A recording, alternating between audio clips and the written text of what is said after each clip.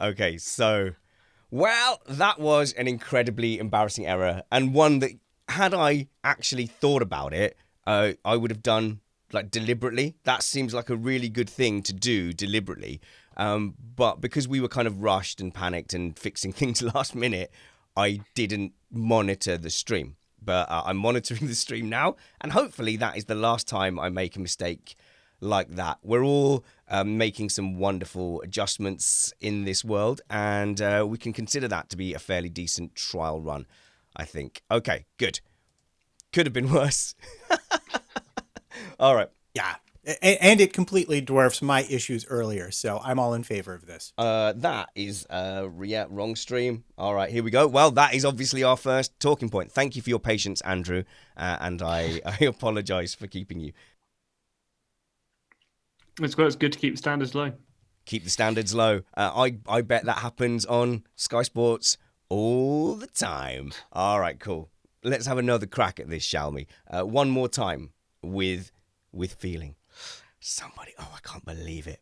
I'm actually mortified. But anyway, that's gone out to 7,000 people. The thing I like about a small project like this is that you can kind of gently launch it to a handful of people without having everyone come in at once and go, that's rubbish. So giving us some time to kind of get all our mistakes. I have deleted the first episode of every show I've ever done because it's always rubbish. Anyway, let's do this thing. And the mistakes keep rolling.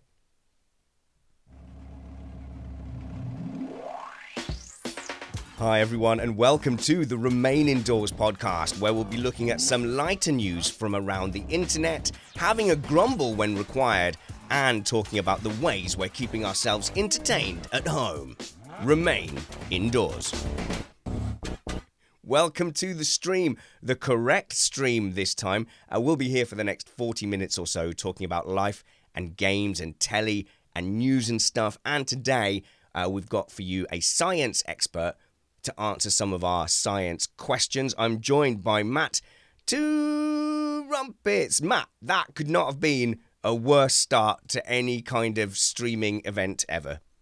Now you say that, but I'm going to be honest. There was absolutely no fire involved this time, so I beg to differ. Oh, yeah, right. Yeah, so there was one time we started a live stream, and then I got a message from my wife, I think, saying the house is on fire, and I had to run in, and I had to say to you guys, I've got a house fire at the moment. I'm going to leave the stream running, Matt, take over, and I very quickly did the things that made you the host, and then ran in, and then I think I had to watch the rest of the stream from inside because we are having to deal with what had happened. So, I mean, you always like talk about I set my house on fire all the time. I've done it like 2 times. Yeah, once it was the shed, once it was your actual house, to be fair. No. Oh, then that's 3 times. No, the house has been on fire 2 times. Yeah. Oh. Yeah, so I accept that's more times than you should set your house on fire.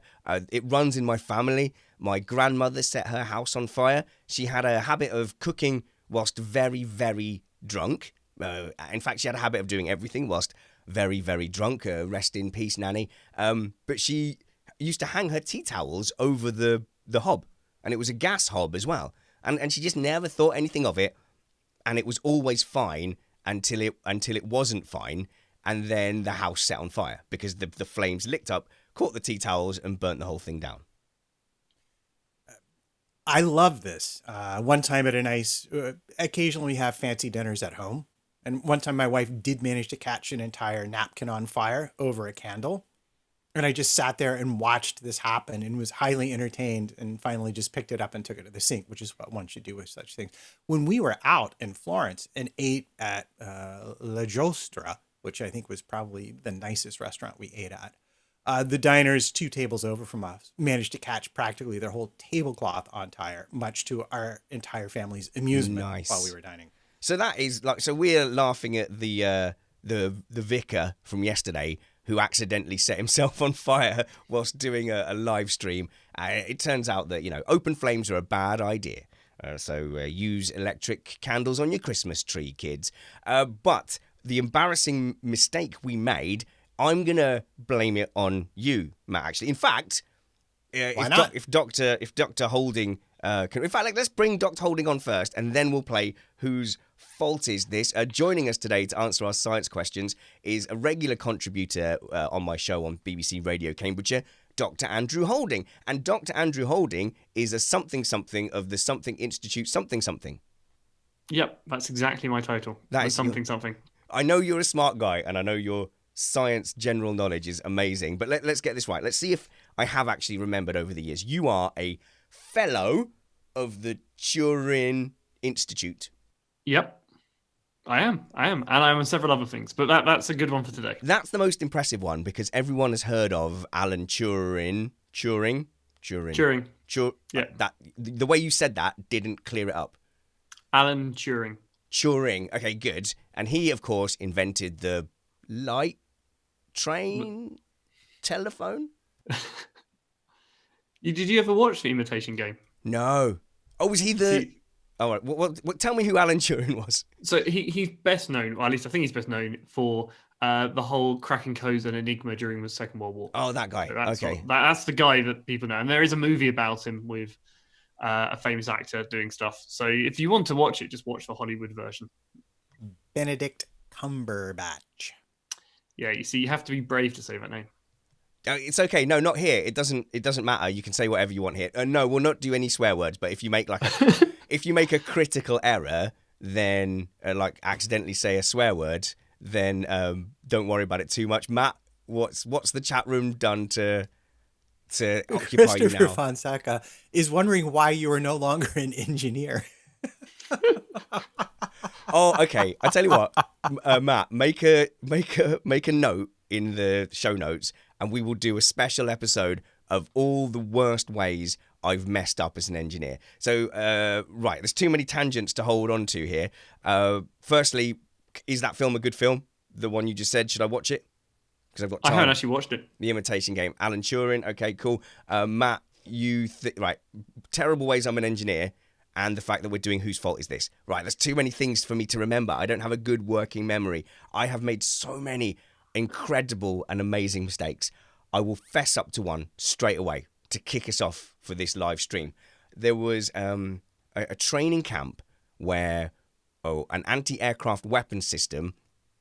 I don't know if I can admit to this. I don't know how much trouble I'll get into. Okay, there was an anti-aircraft missile system, and my job was to make sure that the program was installed that made the missiles actually miss the targets so that we could save some money by not blowing up targets all the time. So my job was to tap something in, and the missile would get near the target, but then suddenly just turn away.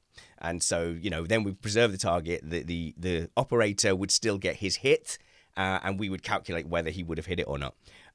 They had loads of dignitaries come and watch this particular firing, and they reset the system, and we didn't notice.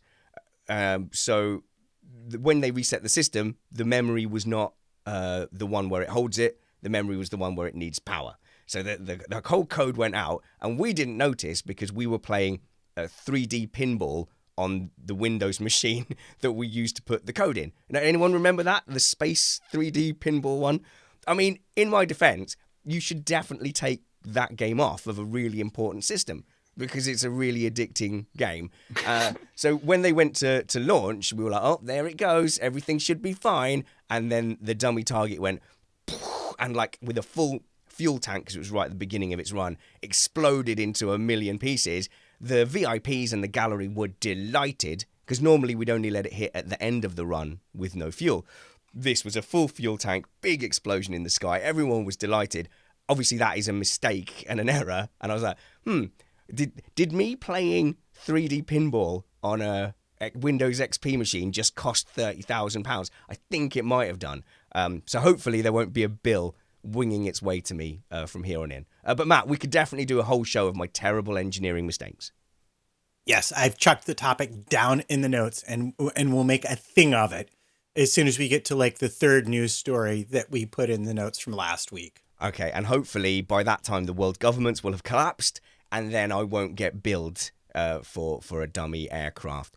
Where were we going? We were playing a game called Whose Fault Is It? About the terribleness of what I just did.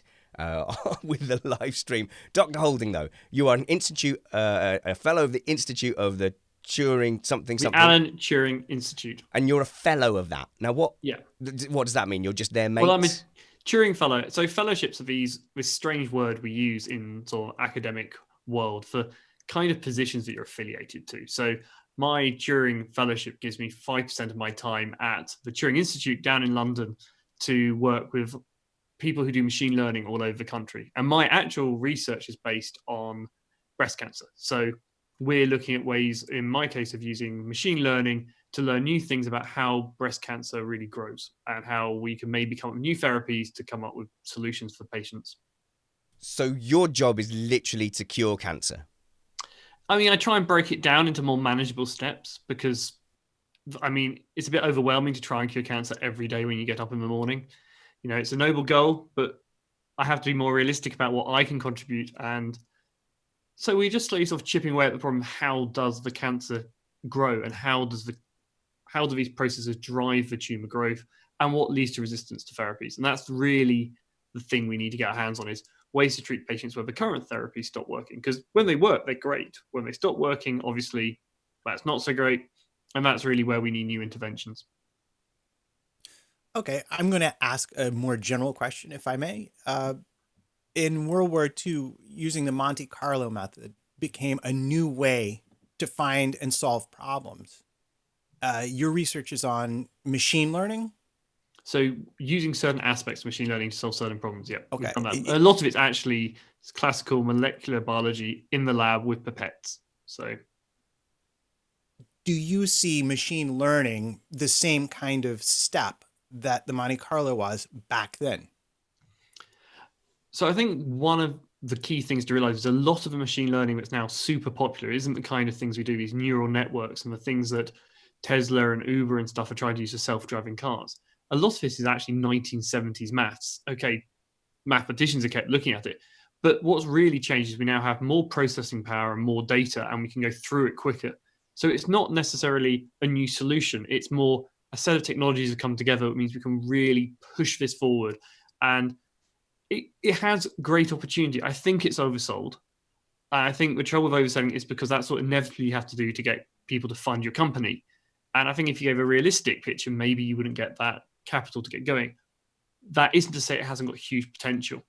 And that it's really that balance between the marketing and the fact that this has the ability to save lives. So if you talk about diagnostics, where people want to say, oh, we've got the best technology for doing this.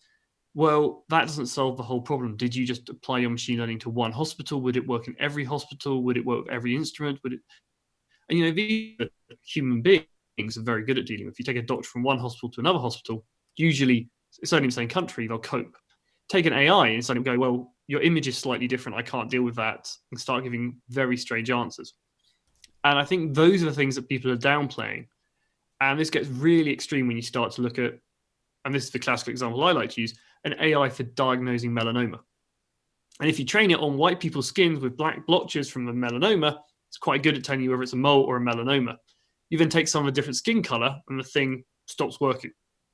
Now, a doctor probably has seen someone with a different skin color before, so may be able to make an intelligent assumption, or maybe go away and read a bit. But an AI is just going to go and say, I get the answer 0.2. What are you going to do with that? And that's really where the challenge is that step from taking things from being maths and scientific research into the clinic. And that's what we're facing right now. So I think going back to your original question, which is this the same step? I think the real step will be how we integrate these into the clinic. How do we make people accept them? And I think the best place for that is to reduce workload on pathologists, the people who look at slides and pictures, and use it as a backup and catch errors. And I think people will be much happier about a human being checking their slides and then the AI being the thing there to make less mistakes. Dan Grisco in the chat room says, watching Spanners trying to keep himself from interrupting has been the highlight of my morning so far. I did follow some of it. I came in and out. Fortunately, I've just had a couple of really good chats with Dr. Michelle Tempest, author of The Big Brain Science. Oh, I've got that title wrong. Big Brain Science, I think it's called. Studying AI and its effects. Really interesting to look at the fields in which humans are still better than AI. So when it comes to raw processing, the AI just spanks us. But when it comes to differentiating, that's why those capture things still work, where they say, "Hey, hello, are you a human? Click the things with the traffic lights." And at the moment, AIs can't use pure processing power to solve those, which is a fascinating thing. And we've actually lost Matt, which is really, really useful. But hopefully he'll jump back into the chat. But what it does mean is it means that it means that the video's gone really weird and they can just see the top of your heads. I tell you what, Andrew, with all of that cleverness from you, I don't really utilize you in that way. I use you for kind of general science knowledge because I am what I like to think of as a useful idiot with science, in that I think I know the right questions to ask, and I've been trying to ask them to you for the last kind of year and a half, while you patiently explain things to me as if I was a 5-year-old child.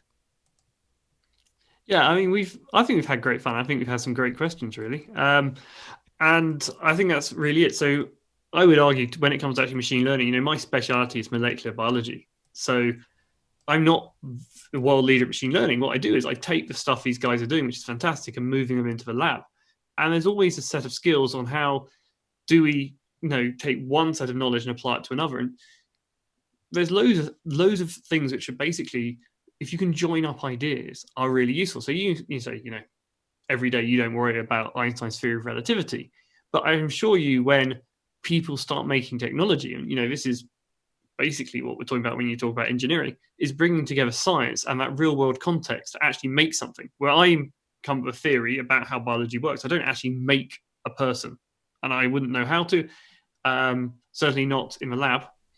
I'm glad you've established that you don't know how to make a person, but you. Well, I've made 2 technically, but I mean, I think my wife gets most of the credit for that. I was going to give Mrs. Holding most of the credit. Yeah, but in terms of my lab, there are things we do which are really cool and things that people get really excited about. And I have put genes into cells to make them glow red, which has actually got scientific use.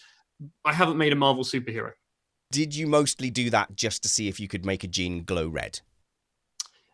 Did it mostly because actually we've got an upcoming research program that we wanted to show we could get genes into cells. So we took blood from one of my colleagues, took their T cells and put in a gene to make them glow red. And that just proved we could do it. And it's, of course, a really safe thing to do because glowing red T cells aren't going to do anything bad.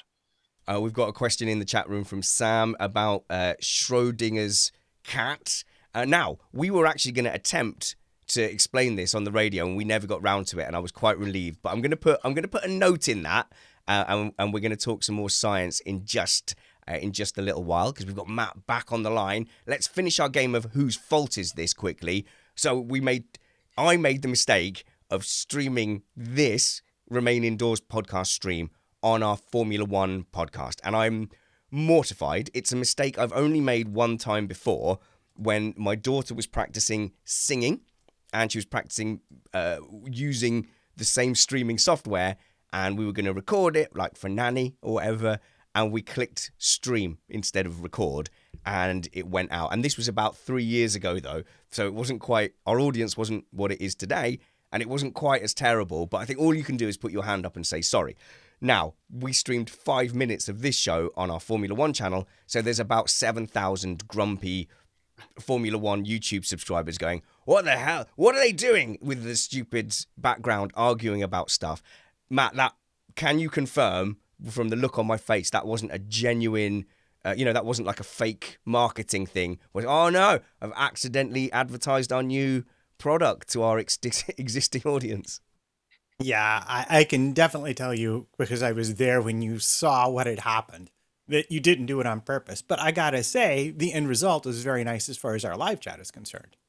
Yes, I know, but I am definitely going to get yelled at by our video YouTube guys, Steve, Amy, like a lot. So we'll make sure we delete it. As soon as this is finished, delete it before Australia wakes up so that I live. But I think it's your fault because you had a technical issue with your sound, which I'm going to say was distracting enough to put me off. So it's definitely... Whose fault is it? It's Matt's fault. Everybody vote. Who thinks it's my fault or Matt's fault? So I think it's you, Matt. Well, you've not given me a chance to respond, and no, it's not my fault. And there's no time because we're moving on. because it's like blaming somebody for a wreck when it's a brake failure or the suspension goes. It's just, it was my cable. What do you want me to do? Cables fail. Yeah. So sorry about that. We will get our act together from a technical point of view. But Matt, it's day 2 of the apocalypse. In my household, my kid asked me, what is the date today? And I said 2.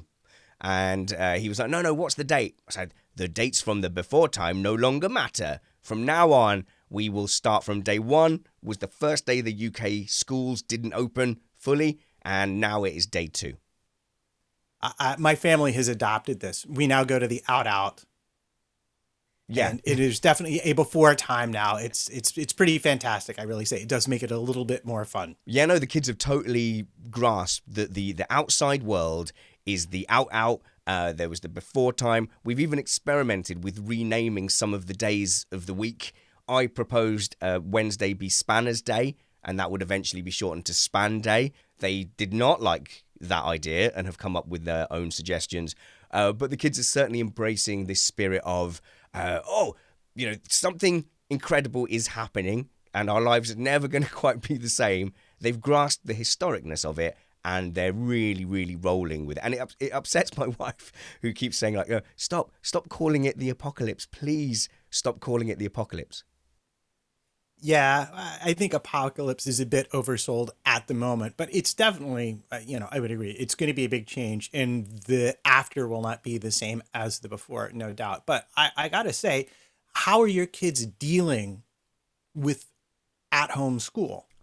Yeah. Well, I tell you what, I've got I can tell you, maybe it's a bit more straightforward with you. So let's start with you. You've got a 15-year-old in high school. How's she dealing with it? I guess because my kids are at an age where they're very accepting of everything, very accepting of change. For a 15-year-old, and I've met your daughter, she's in a lot of ways, really approaching adulthood. Like she's almost like a real full human. Yeah, no, she very much is like a real full human. In almost every way, except for just, experience and perspective, I'd say. But what we have found is that her actual school day now, originally we were up at 5:30. She was out the door at 6:20. She came home around 5 o'clock. Now her school day is about 4 hours. And this has led to lots and lots of needlepoint with mom in the afternoon and lots of frock and bonnets, like the Colin Firth Pride and Prejudice, Persuasion, Cranford. And there's been an unusual effect to all of this watching, is that now she very much says in conversation things like, I should very much like to, and shall we venture forth? And I blame you because you come from the BBC. Yes, I'm responsible for your child adopting an Anglophile. Oh, I love the idea of that. So whereas my kids have gone into like this apocalyptic kind of, oh, father, are the reavers outside? Is it safe? Can we open a window today, Papa? Can we open a window?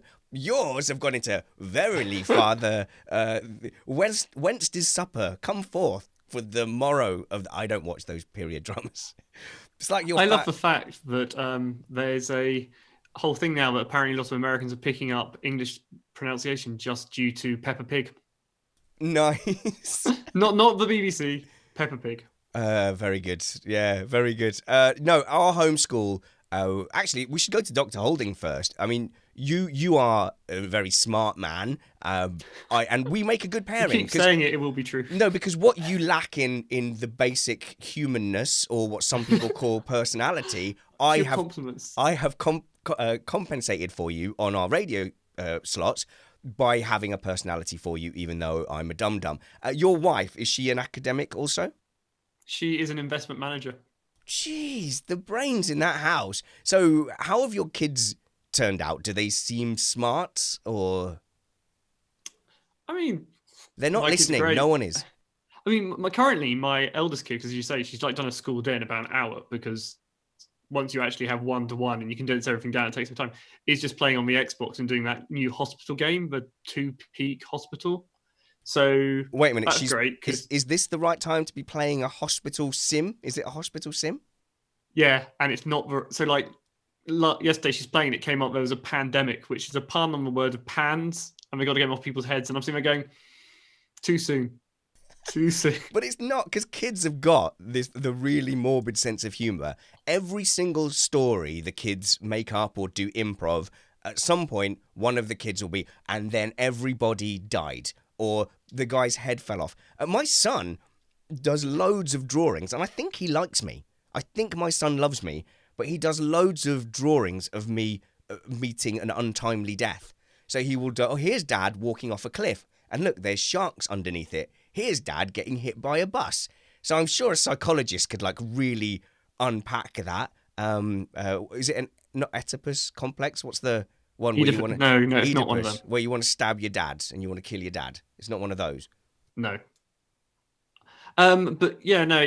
The thing is, what my daughter did first thing she discovered is you can buy a vending machine in the game which has laxatives in it, and she just wanted to build as many toilets as possible. So that sounds to me like a child being a child. So yeah, they're very morbid. My kids have been playing Job Simulator on our Rift, and it's try and get them to strip the bed or do some chores at home. No, put a VR headset on and do like a full-time job in an office or a cafe. They're all over it, but you can do the job really badly. So you can accidentally set fire to your boss.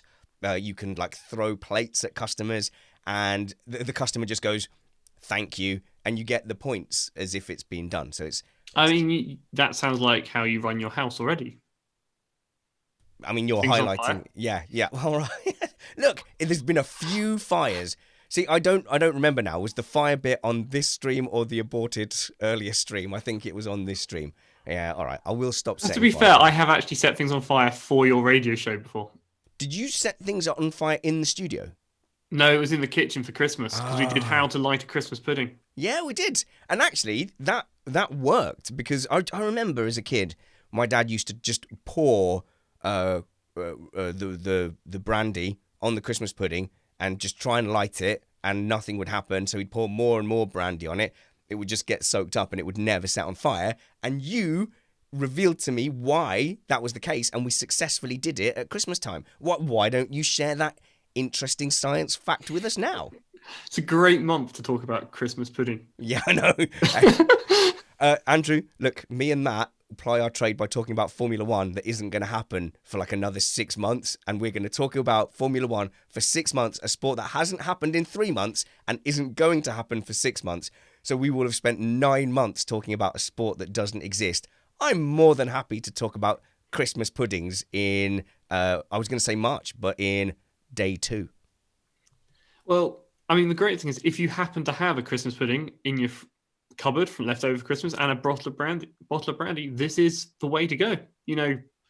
Have Christmas, because I mean, it's like Christmas, isn't it? You're stuck at home, you've got nothing to do, you've got Monopoly, you're trying to work out ways, so you might as well set food on fire. We could have another Christmas and just think of this as Christmas, or we could come up with new apocalypse holidays.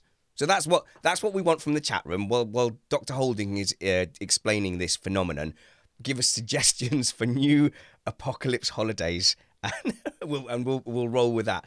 But why does the flame set fire, and why couldn't I set the flame on fire before?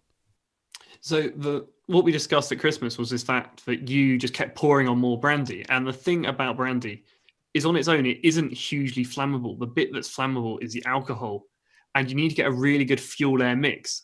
So what you need to do is, and what way we usually did it, was we hold the spoon over the flame of the gas hob. You may have to have something else like a cigarette lighter, and then you heat it up. And as you heat it up, that alcohol starts to boil off, and then that ignites, and then you pour that over your Christmas pudding. So that's the key thing, is it's not the brandy, the liquid, setting fire. It is the fumes coming off the brandy mixing with the oxygen and the flame with our fire triangle. See, I did listen. I listened when you explained it last time. So we warmed the brandy before we put it on. Therefore, it was giving off more fumes. And that is what then set light and made the blue flames. Matt? I'm not saying this is entirely related, but it turns out that if you take the natural gas from a Bunsen burner and fill an entire sink in a laboratory covered with books, and then hold a lit alcohol burner over it and remove the books, you can create a flame that reaches at least 12 feet and ignites the ceiling. It's good to know. Okay. Oh, is this a thing? Should flash up now saying don't try this at home? But I can't. Whatever. Try it. I'm not your mum. Do whatever you want. I mean, if you've got a Bunsen burner at home, there's probably other issues going on. Uh, Yeah. yes. Okay. Yeah. It's been too fiery, hasn't it? It's been too much fire-related chat here today. But we were talking about the homeschooling. So I'm sure there's a lot of people now who are struggling trying to teach their kids stuff. And as you mentioned, Andrew, with one-to-one, you can get through everything much, much quicker. Our kids have been home since last Wednesday, and we not because they've got plague. Got to stop calling it plague. Got to stop calling it the apocalypse. Okay. So we've been at home for this is day 5 for us now. We quickly realised you don't need the full 8 hours. So we are going from 9 till 12 with our kids, and having a break even in that. And they get their whole day's kind of curriculum going. There's a lot of tasks where you just set them a task, and then we're doing our work all at the same table, all together, and then it leaves the afternoon to chill out and do something a bit more vocational, making cakes. We're planning to do some PC building. I've been teaching the kids how to use the shed, and then today I took PE. So I was a PE teacher today, which is great. I mean, it wasn't that hard.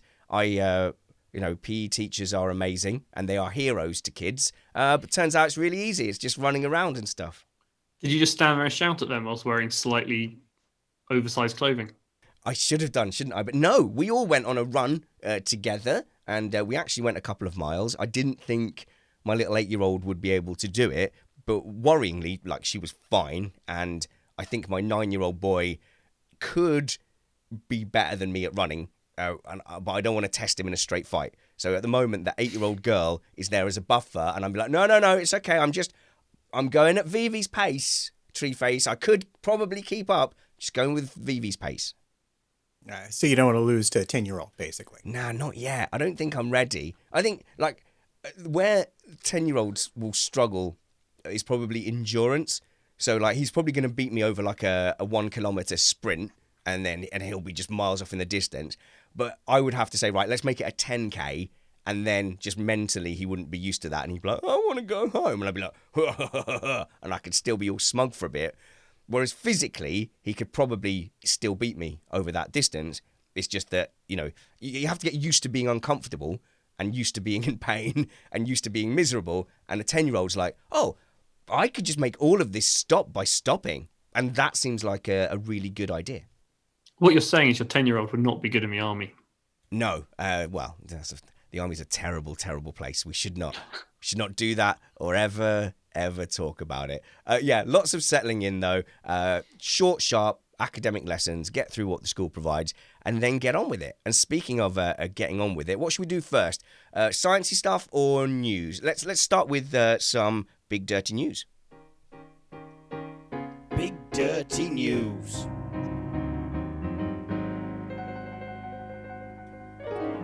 All right, Matt, we're going to risk a bit of technology here, aren't we? We're going to risk playing a clip. Are you ready? I am just about ready. Okay, good. Right. There we go. So I'm ready. Cue it up. Tell us what this clip is about, and then we'll listen to that clip. This is so radio-y. All right. So where this is obviously we're looking for ways to sort of distract people. And one of the best things I've come across is Joe Buck doing play-by-play of his home life. Joe Buck is a Fox News announcer for Major League Baseball and National Football League. And like the rest of us, stuck at home. And he started calling play-by-play between his wife and his very young son. And then he put it up, and he's doing play-by-play for real life from your house if you make a donation to charity. And you just find him on Twitter, Joe _ Buck. I think that's just what it is. BUCK. That's his Twitter handle. And you can send him videos and he'll do play-by-play. And we thought we'd give you just a little flavor of it. So you can just send him a home video and he'll commentate on it. Well, he will pick the ones he wants to do. And if he picks yours, he asks you to make a donation to charity. So seemed like a good thing to flog a little bit. All right. I'm going to twiddle a dial here and we'll have a listen to his own play-by-play from his home life. Nice stalling with extra words. Oh, we have to be quiet during this because there's an echo. Okay, play it. Called negotiation, ladies and Do gentlemen. you want to watch? Michelle on the left Do you is wanna watch a trying to Blue's prepare Clues? dinner. Wyatt on the right, fighting back a yawn, Do you dressed want to like watch a Blippi? kind of a half-assed Fred You Flintstone. do want to watch a Blippi? And he wants to watch Blippi, folks. Oh, and he's hit his mom. He has hit his mom. Mom is playing it up. Wyatt is crying. All hell is broken loose inside this house. Quarantine day 7. For us, it's about day 13.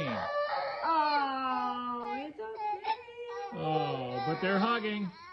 Everything has come back together. Blippi. Nice. Okay, that sounds good. I tell you what, I bet there's some great British commentators as well who could do stuff like that. Maybe we should suggest that to like Jack Nichols so he can like commentate on. Oh, and there's Treeface. Oh, he's fallen over again, and that punch from his sister. Surely that's going to have a parental inquiry, something like that. I like it. No, I was just wondering, Matt, if that's it. Yeah, that was it for that. He's got a whole thread of them, though. If you go find him on Twitter, there's a whole thread of other people's scenes attached to that one video. I like it. Okay, my website I'm recommending people to go to, not for the mechanics of it, but just it's very on point. It is www.howmuchtoiletpaper.com. And this website helps you calculate how long your toilet paper will last. So in my house, we have enough, I think. I have been identified as the main user of toilet roll. I don't know how that has come about. I don't know what evidence. What do you do with it? Yeah. Wait a minute, you've all presumed guilt. What happened to innocent until proven guilty? You're always guilty. So no, right. And this is what I was thinking. In my head, I use the correct amount of toilet paper to have a clean butt. Call me old fashioned. Well, what is the correct amount of toilet paper for a clean butt? And it's until your butt is clean. And Sam H from the chat room would like to know fold or scrunch, which may be a little TMI. I mean, that's a very, very big issue whether you're British or American as well. Is it? As far as I'm aware, scrunching is more an American thing, folding's a British thing. I would say there would be an initial fold, followed by then a selective amount of scrunch. So I think that is both. You cannot take a single sheet and then scrunch. That would offer no barrier between you and the cleaning area. I mean, there's a lot of research into, I know it sounds ridiculous, into whether people fold or scrunch because it depends how you make your toilet paper in different countries. Could do, but to my understanding, the biggest advantage to a scrunch would be increased surface area for the same amount of paper. But don't you end up using more paper because you have to scrunch it wherever you haven't? So my understanding is, and I'm not the world expert on toilet paper, I will say this, is that if people fold, they generally have to make the paper actually higher quality because you need it to survive on its own. Where you scrunch it, it gets stronger, so you need more, but you use thinner paper. Well, we use a very high quality latinum plated toilet paper, so then we can fold. We also have the option to scrunch. I'm amazed. I did not know that this was an issue, and I actually had to sit and think: do I fold or do I scrunch? I don't know. Do you have a bidet? No, was it you that was recommending me to get a bidet? Gross. Yeah, you need a bidet. No, okay, so I can see like when you go to like a European or hotel and they have like a bidet there, and you go, yeah, but that's a whole thing. So there's this whole isolated extra toilet thing that you sit on and it sorts you all out. What you shared a link with me to was just like a plastic bottle with a nozzle, which you just kind of angle in and squirt. Like, no, not doing that. It was a squeezy bottle for cleaning your backside. No, because then think of the splashage. No, that's horrible. It's a horrible, horrible thing to do. No, okay. So yes, we've all thought about this and talked about it in a way I never imagined we would ever do. Right, but I have been identified as the biggest user of the toilet paper. It's completely unjustified. She just suddenly declared, oh, you're going to have to cut down on the amount of toilet paper you use. In 15 years, this is not a conversation we've ever had. But the second there's a toilet roll shortage or a problem with it, I have been immediately collared as the main user. I have asked for her evidence, preferably documented evidence of this. I wanted to know whether she has looked at the size of the rolls before or after. There is no evidence. She's just made the blanket statement that it's my fault. Well, you're going to have to start, sliding it out and rationing it. Yeah, I think you're right. I think just take a magic marker, write your initial on the side of a roll, and that is yours, and they get the rest. And then you see how long it lasts. Oh, yes. We're going to each have our own rolls, which you can take away. You put in your drawer, and when you need the bathroom, you go and take your roll. See which one runs out.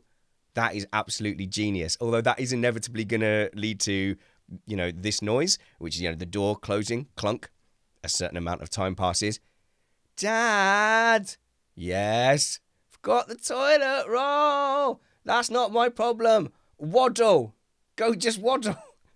No, but you've got kids. You know what would happen. Pull up the stuff. And a few hours later, you've got a cleaning thing to sort out. Exactly. Matt? I was thinking you've got kids, you know what's going to happen. They're just going to use your roll and not bother. Yeah, kids are awful. We should never have had them. It was a terrible mistake. All I wanted to do was kiss the pretty singer lady, and now I have zero time, can't play golf, and I'm not allowed to ride a motorbike. I made very bad choices. HowMuchToiletPaper.com gives you the opportunity. This is not a paid ad for HowMuchToiletPaper.com. Do they have a button which actually sells you toilet roll by the sheet? I was doing it in the style of an advert, though. Do you struggle with calculating toilet roll?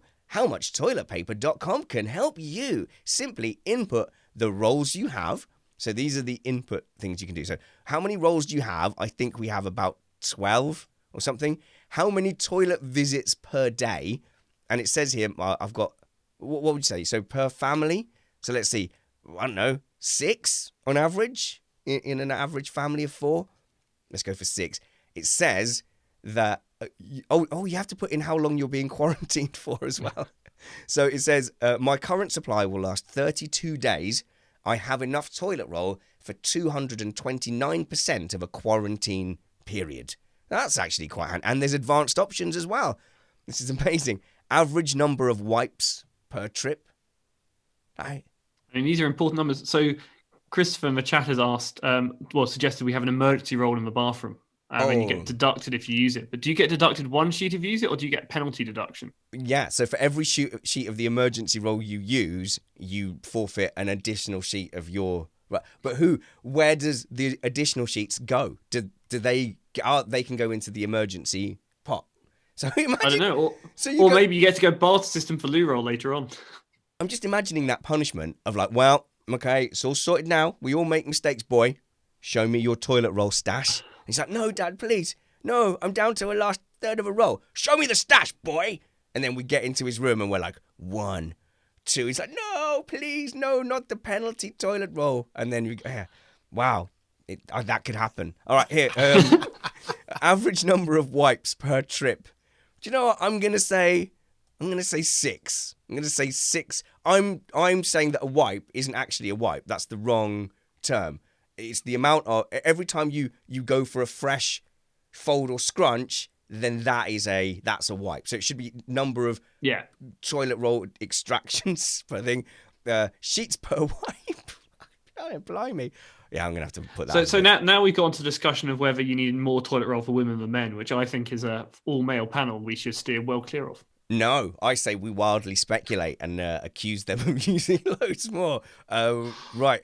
So yeah, I'm not going to get into sheets per wipe because I will.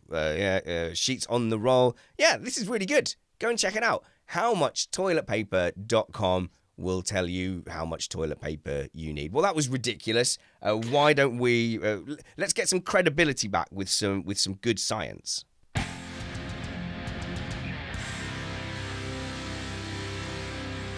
That was dramatic. Yeah. Well, normally, Andrew, people don't, comment on the on the bumper as you're playing it. Okay, and we're on to the next segment. Oh, I really like that. That's a really relaxing bumper. It's really good. I mean, that's a lie. I have been known to do that loads of times. Station manager has had a specific word with me about not doing it. Right. No, because apparently, you press the buttons, they do specific notes that activate the travel thing in your radio that makes you switch radio stations. I don't know if you knew that, but the actual bumper that you RDS. Yeah, it sets off the RDS so that if you're driving in your car, if you have travel selected, it then switches to your station. I didn't know any of that. So what I was doing was I was playing the travel bumper. Everybody's, radios change over to our station. And then I just treat everyone like my best friend. So like Alice Ryan, who was on the Picard podcast with us, she pops up on the thing because you don't know who it is until they pop up. We go, oh, it's Alice on the travel. How are you, Alice? Oh, how's it been going? How's the pets? How's your cactus and everything? And then I got told off because you're meant to do all of that before you press the button. So people were getting like these travel alerts, and it's me talking about cactuses with my friend Alice. That is not good protocol, apparently. So I'm lost. Why did I press the button? Oh, yes, to reestablish credibility and not be silly. Well, that didn't work at all. We had a tweet earlier. I asked for some science questions. We had a tweet from Michelle Davey, who runs the blog Cockney in the Countryside, and she asked about caterpillars. Right, my kids want to know that when Fred, our new caterpillar, because caterpillars can be called Fred, will turn into when will Fred, our new caterpillar, turn into a butterfly? Also, how do I know if it's a moth caterpillar or a butterfly caterpillar? Is that even a thing? So how will they know when the caterpillar is going to turn into a butterfly? Have you read The Hungry Caterpillar? I have many times. I think it is the staple text at this point. It's research. Okay. I mean, it's almost factually correct. It has a few errors. Okay, right. I cannot remember the Hungry Caterpillar book, but if you've Okay. got... Okay, firstly, let's start with this. Is there a difference between a butterfly caterpillar and a moth caterpillar? Can you tell? They look different. So different species of butterfly and moth have different caterpillars. So you get these horribly, like if you don't like caterpillars, these huge ones like the size of your hand. Really? The size of your hand? Yeah. In Bedfordshire, in Cambridgeshire, do you get those? I haven't seen one in Bedfordshire or Cambridgeshire, I'll be honest. But there are some of them hoard in swarms, they do all sorts of things. So by looking at like what the caterpillar looks like, it can tell you about the species of the moth or the butterfly. Okay, so we need to know what Fred looks like. Sorry. So yeah, and I have to say I have not memorized every moth or caterpillar butterfly. I don't know. That's I don't know the disappointing. markings, but you can probably, because you're living in the UK, you can probably find a really nice guide with pictures of what they look like, and you almost certainly can work it out. So do you think that a moth caterpillar will generally be more boring than a beautiful butterfly caterpillar, or does it make no difference? I don't think it makes a difference because you get quite boring butterflies. We just don't really notice because most people will go by the colours and the look, not by the different antennas. And the other thing which is different is butterflies normally make a chrysalis, which is the sort of thing that hangs from a tree, where moths also, some of them make chrysalis, some of them make cocoons, some of them go into the ground. So that stage can be very different. So if your caterpillar starts burrowing and going into the ground, it's a moth. Oh, okay. Well, that's good. Unfortunately, the picture that Michelle attached to this is they're in a bottle with just like some leaves and some gook and stuff. So I don't think Fred is going to be able to burrow anywhere. If he needs to burrow into the ground and he can't, is he just going to die? Have they killed Fred? He'll probably just form a larval stage there and be fine. Okay. I mean, I don't know. I'm not the world expert on keeping these things. Right. I suspect give it food, it will mostly be okay. Here's the problem, Matt. Here's the problem that we get, right? When you speak to experts, they actually know loads of stuff, but they're like, oh, I don't know anything. But then you speak to Dave down the pub and he's like, let me tell you, it is a scientific fact that moth larvae can turn into a caterpillar lion if given the right circumstances and you vote for this political party. And then you say, no, Dave, that's not true. And they go, whoa, you look at you namby-pamby snowflake know-it-all and that. But like, this is the thing, like, he probably does know that for a fact, but he's just covering his butt. With toilet paper.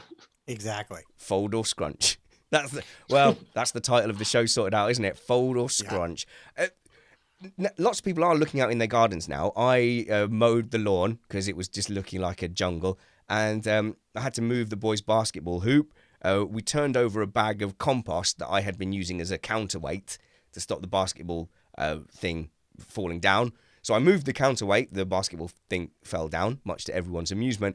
But on the back of it were little slugs and little slug eggs. And I had never put any thought into what baby slugs look like. But it turns out they're in these little, it looks like even like tadpole, no, hang on, frog spawn. It looks like frog spawn, but stuck to the outside. So what do you know about how slugs are born? Slugs are amazing. Are they? But like so slugs have a whole thing that comes out of them to reproduce. And so if you Google photographs of slug sex, not something you've often done, and you'll find they have this whole thing that comes out to actually then form babies. I won't go into too many details, but they have a whole structure that you would never expect them to have. Wait, okay, right. So what are you saying? Are you saying that each mummy slug and daddy slug both have an extra thing come out of them, and those extra things have sex? Is that what you're saying? They basically have a very large appendage. Nice. Okay, good. Nice. I suddenly feel a new affinity for everything else that isn't a slug. Yeah, this all wrap around. It's fairly gross and gooey, but if you're into these sorts of things, you can Google it and you'll find loads and loads of images. And yeah, they sort of wrap around each other. They have babies, and you get eggs. Matt, what's the chat room done to? Is that Taylor? Well, Taylor in the chat room is saying that their search history is about to get very interesting. And I think that is the point here of what we're doing on Remain Indoors. We're passing the time, of course, and I'm taking advantage of everybody's free time because I know that people will say yes when I invite them to come on and chat about things. So hopefully we'll get the likes of Dr. Andrew Holding back on and we can use their expertise. And as we get used to the rotating panel of interesting people that come on, we can get into a habit of asking them interesting questions, going off on tangents, and generally occupying ourselves. So thanks for joining us at Remain Indoors. I've been your host, Richard Spanners Ready. You can follow me on Twitter at Spanners Ready, or you can be my Facebook friend by searching for Richard Reddy. Be my Facebook friend. I love getting DMs from people on Twitter and Facebook messages and emails at spannersready@gmail.com. I do set aside like big chunks of time to go, right, I'm going to sit, absorb what people are saying to me and reply. So it might not be immediate, but I do try to get to them all. And I've loved it. It's been enriching and wonderful. I spoke to an epidemiologist and had an email exchange with an epidemiologist from Australia. And if I wasn't able to do this, I cannot think of another circumstance where I would have had that kind of back and forth. So it's been really, really enjoyable. You can follow Matt at MattPT55 on Twitter, although really all you are is a shill for your wife's smutty book industry where she writes book porn. I mean, it's book porn, so... She writes a romance. And actually, I think they put one of her historical novels back on sale for the whole month, Amazon did. So if you're into reading or you have some time to kill, I mean, I know everybody's very busy these days, go check her out. Amanda Weaver on Amazon or your favorite ebook platform.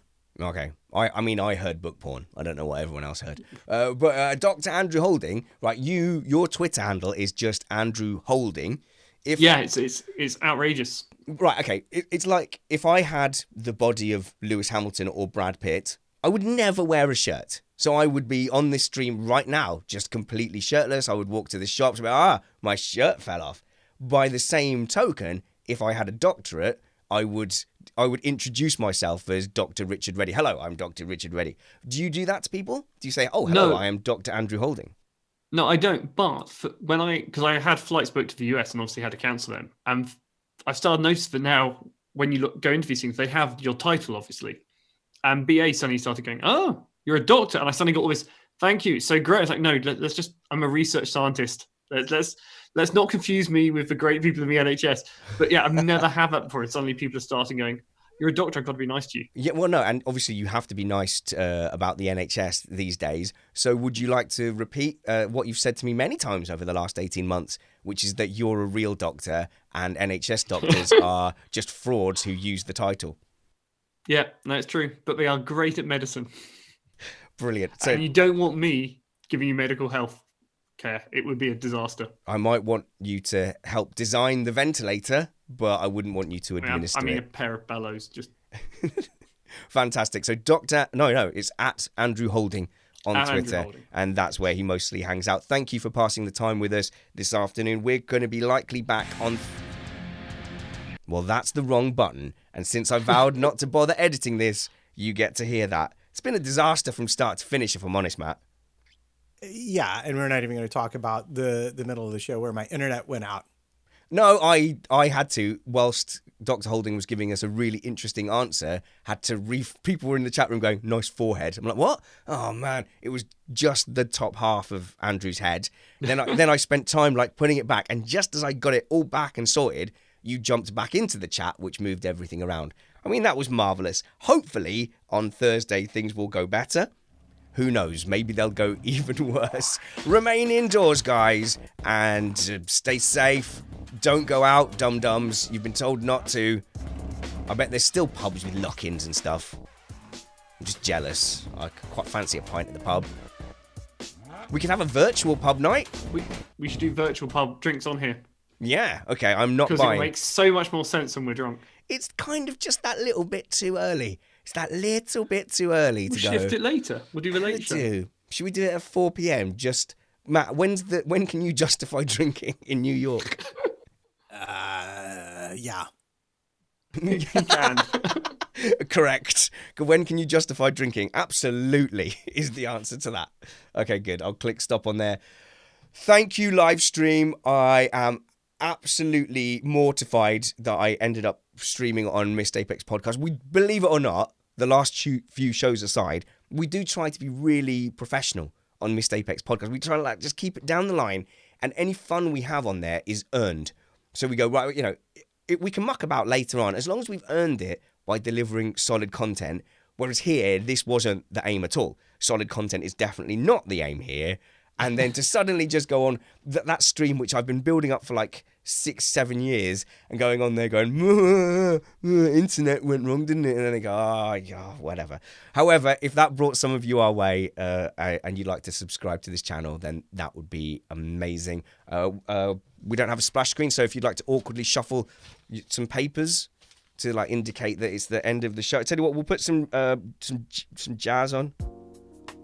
There we go. That's the outro music, and then just I'm gonna yeah. awkwardly shuffle this thing. Oh, yeah. that I Oh, put we together never- for we you should that do we that. never did. All right, tell you what, we'll do it for the benefit of the stream, and then we'll do it properly next time. What does it involve? right. Oh, I've got one behind me. Okay, Right. go on then. Do this experiment, and then I will abruptly end the stream. So this is a home science experiment. So what you need to do, Matt, is you need to wrap the string around your fingers. Yeah. So it's hanging like that.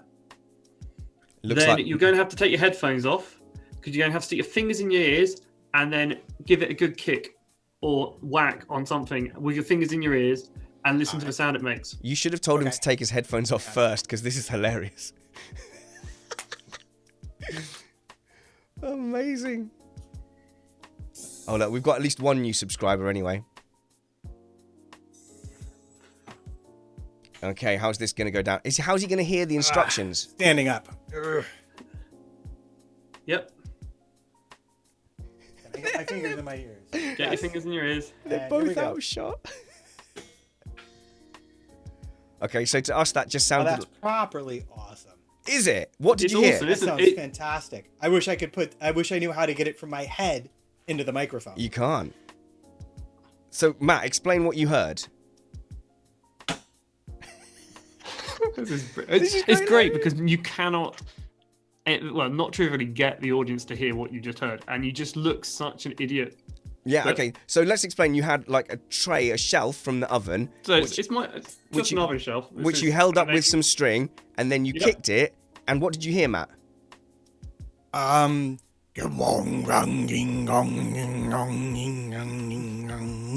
Okay, someone's gonna have to capture that bit of video. 'Cause that was just That incredible. was amazing. Yeah. So if you don't have a mat to make the sound, what's going on is usually when you whack it, what you get is you just get this really high tinny noise, which we should be able to. That kind of ping noise. And that's because the way the air carries the sound is vibrations.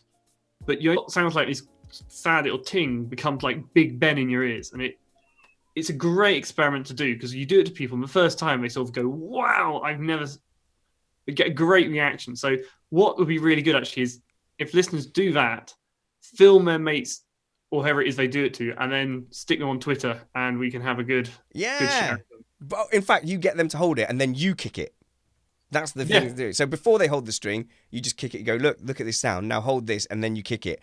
Oh, do that. Yeah, video that. Tag us at Spanners Ready and at MattPT55 and at Andrew Holding. Stream ending abruptly in 3, 2, 1.